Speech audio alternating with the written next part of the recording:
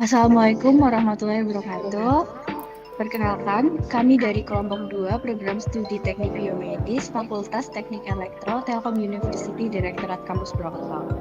Di sini, kami akan mempresentasikan hasil kerja kami. Sebelum itu, saya akan memperkenalkan anggota kelompoknya. Berikut anggota kelompok kami. Pertama, nama saya Putri Anggrawati Cahyani dengan nomor NIM 221108005. Saya Latifa Dewi dengan NIM 221108007. Saya Indriani Rosdianti dengan NIM 221108008. Saya Diah Ayu Ramawati dengan NIM 231108019. Dan saya Nikis Namustiawati dengan NIM 23111080020. Saya Azmi Faraha dengan NIM 23111108021. Di sini kami akan membahas mengenai pusat suara yaitu laring yang mengontrol dan mengatur aliran udara pulmonal. Laring sendiri menghasilkan aliran udara tambahan dan hal tersebut tergantung pada keadaan glotis yang menghasilkan fonasinya. Dalam diskusi ini kami fokus pada yang pertama, struktur dan fungsi laring, yang kedua, model aspek utama fonasi, ketiga, peran laring dalam berbicara. Untuk selanjutnya akan dijelaskan oleh rekan tim saya. Laring terdiri dari sejumlah tulang rawan yang saling terhubung melalui sendi-sendi kompleks. Dengan bantuan otot dan ligamen, laring bergerak di sekitar sendi ini untuk mendukung fungsi seperti berbicara, bernapas, dan menelan. Dari sudut depan, struktur laring terlihat jelas. Bagian yang paling menonjol adalah tulang rawan tiroid yang membentuk jakun, sebuah struktur yang bisa kita lihat bahkan dari luar leher. Di bagian atas laring terdapat tulang hyoid berbentuk tapal kuda. Tulang ini berperan dalam mengangkat laring saat kita menelan atau berbicara. Selain itu, kita dapat melihat epiglotis, sebuah struktur seperti daun di atas laring. Epiglotis berfungsi melindungi saluran napas saat kita menelan makanan atau minuman. Di bagian bawah terdapat tulang rawan cricoid yang mendukung laring dan menghubungkannya ke trakea. Jika melihat laring dari belakang, kita menemukan tulang rawan arytenoid.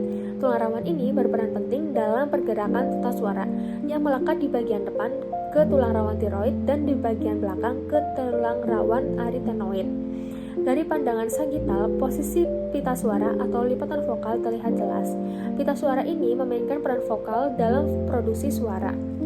Dilihat dari atas, di tengah laring terdapat ruang di antara pita suara yang disebut glotis. Saat kita bernapas, pita suara berada dalam posisi terbuka lebar. Namun, untuk menghasilkan suara, pita suara menyatu dan bergetar. Pita suara juga dapat menutup sepenuhnya untuk menghasilkan glottal stop, seperti dalam pengucapan kata butter dalam dialek Cockney yang terdengar seperti buta. Laring memiliki 3 fungsi utama. Yang pertama, fungsi protektif, di mana laring bertindak sebagai katup untuk menutup jalan napas saat menelan, mencegah zat asing masuk ke trakea. Contoh utamanya adalah penutupan glotis. Yang kedua, fungsi respirasi, di mana laring mengontrol aliran udara dari daerah subglotal ke supraglotis. Saat menghirup, pita suara menjauh dari garis tengah sehingga glotis terbuka lebar. Sebaliknya, saat mengembuskan napas, pita suara melakukan adduksi relatif. Kemudian ada fungsi linguistik, di mana laring memodifikasi aliran udara dari paru-paru untuk menghasilkan sinyal akustik. Proses ini dikenal sebagai fonasi, di mana laring menghasilkan getaran suara untuk berbicara. Fonasi terjadi melalui interaksi kompleks aliran udara dan pita suara, menghasilkan suara yang menjadi dasar komunikasi verbal dan memungkinkan manusia berbicara. Jadi pada speech phonotation ini, getaran fonotori pita suara melibatkan penghentian respirasi ritmis, kemudian abduksi retinoid udara dengan atau tanpa reposisi laring, dan inisiasi eksplorasi sukarela menjadi panjang dan ketegangan pita suara selama proses ini adalah sedikit meningkat.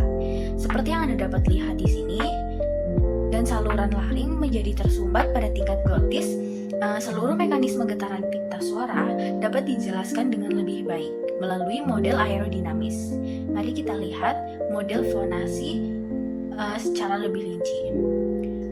Yang pertama, itu melibatkan 3 langkah. Langkah yang pertama itu adalah langkah aduksi. Dan posisi aduksi ini di mana posisi tulang rawan asli di garis tengah dan imobilisasi ujung posterior ligamen vokal. Langkah yang kedua, pemanjangan dan peningkatan ketegangan pada ligamen vokal. Nah, langkah yang terakhir itu ada aliran udara melalui glotis yang memasok energi dan untuk getaran yang paling luas model yang diterima untuk menggambarkan getaran pita suara disebut model elastis aerodinamis dari fonasi. Nah, pada model ini mengacu pada fakta tekanan udara dan aliran udara, komponen aerodinamis serta faktor mekanis yang terlibat dalam aktivitas otot. Faktor aerodinamis yang terlibat dalam teori fonasi ini disebut dengan efek Bernoulli yang dinamai oleh Daniel Bernoulli, yaitu seorang matematikawan dan fisikawan asal Swiss. Nah, contoh paling sederhana dari hal ini adalah aksi sebuah airfoil yang berbentuk seperti sayap terbang. Pesawat ini memiliki aliran udara di atas lebih cepat daripada di bawahnya, sehingga tekanan di atas sayap lebih kecil daripada tekanan di bawahnya dan kemudian akan menghasilkan daya angkat. Nah, di sini kita bisa simulasikan dengan selembar kertas. Jika ditiupkan udara di atas lembar kertas ini, udara akan bergerak cepat di sepanjang bagian atas kertas dan kertas akan terangkat ke atas dan bergerak ke atas seperti sayap pada pesawat terbang. Nah, osilasi pita suara ini mirip dengan aliran udara pulmonal yang menyebabkan pita suara terhisap bersama-sama sehingga menciptakan ruang udara tertutup di glotis. Nah, di sini tekanan udara yang berkelanjutan dari paru-paru itu akan terbentuk di bawah vault atau lipatan yang tertutup, dan begitu tekanan udara ini menjadi cukup tinggi, vault atau lipatan-lipatan tersebut akan tertiup keluar sehingga membuka glotis dan melepaskan satu hembusan udara. Nah, otot atau efek elastisitas terjadi pada gerakan lateral pita suara yang terus berlanjut hingga elastisitas alami jaringan mengambil alih dan pita suara bergerak kembali ke posisi tertutup seperti semula. Lalu kita akan beralih ke model of phonation atau jenis dari fonasi. Dua faktor mengontrol pembukaan dan penutupan glotis. Yang pertama itu aerodinamika aliran udara yang membuka glotis melalui aliran udara. Yang kedua itu ada ketegangan elastis pada otot laring yang bekerja untuk menutup glotis. Setiap siklus menghasilkan satu hembusan udara. Suara manusia sebenarnya tidak lebih dari puluhan atau ratusan hembusan kecil udara yang dilepaskan setiap detik dan disaring oleh saluran vokal. Tergantung pada ketegangan dan pemanjangan pita suara, berbagai jenis fonasi bisa dilakukan. Jenis fonasi tergantung pada pengaturan glotis dan pita suara. Yang pertama, tak bersuara atau no voice. Glotis terbuka lebar dan tidak ada getaran pita suara. Ya, seperti itu. Lalu yang kedua ada suara normal atau getaran pita suara terjadi secara alami. Ini aku ngomong itu adalah suara normal. Lalu yang ketiga ada bisikan, penyempitan glotis lebih besar pada getaran pita suara. Kayak, kamu lagi ngapain? Lalu ada suara nafas, yaitu penyempitan getaran pita suara normal disertai dengan aliran udara turbulen kayak ngomong biasa tapi ada udaranya. Lalu ada suara berderit, frekuensi getaran pita suara sangat rendah kayak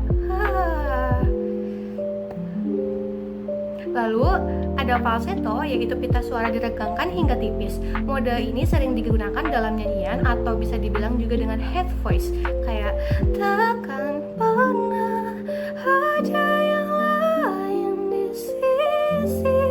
Nah, kalau misalkan kalian nyanyiin lagu itu, kalian bakal tahu apa itu falsetto. Selain fonasi, laring juga terlibat dalam produksi aliran udara tertentu yang disebut dengan aliran udara glotis. Aliran udara ini melibatkan penutupan glotis yang disebut dengan the closure of the glottis atau glottis close, penutupan lain di suatu tempat di saluran vokal. Ada dua varian aliran udara. Yang pertama itu ada agresif glottis, laring bergerak ke atas saat kedua penutupan dibuat. Lalu salah satunya penutupan dilepas. Yang pertama itu ada suara up a, langsung ak a. Lalu yang kedua itu ada ingressive glottis, laring bergerak turun dan penutupan mulut dilepaskan. Hasilnya adalah seperti suara implosif seperti amba dan angga. Jadi pada diskusi ini telah membahas nih beberapa aspek yang sudah dijelaskan oleh rekan tim saya. Dengan memahami hal tersebut, kita mengetahui bagaimana suara manusia itu dihasilkan. Sekian video dari kami, penjelasan dari kami. Maaf jika ada kesalahan dan terima kasih. Semoga bermanfaat.